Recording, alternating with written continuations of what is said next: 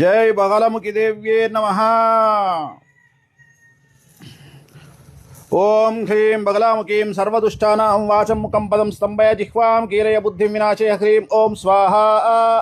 బగలముఖి మాతాకి. ఉదయం నుండి చాలామంది సన్నిహితులు ఫోన్ చేస్తూ ఉన్నారు. స్వామి, నిన్న సమంత వివాహం జరిగింది.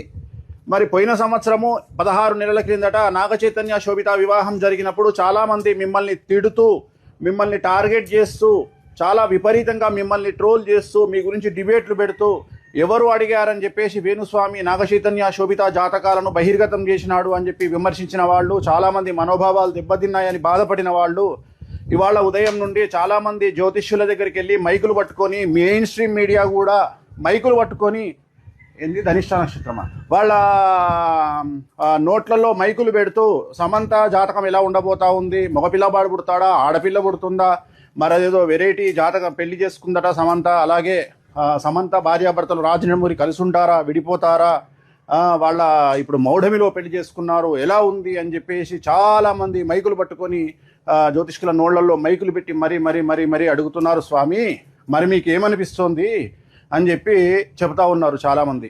సో చాలామంది అడిగినప్పుడు జ్యోతిష్కులు ఏం చేస్తారు, అడిగారు కాబట్టి చెప్తారు.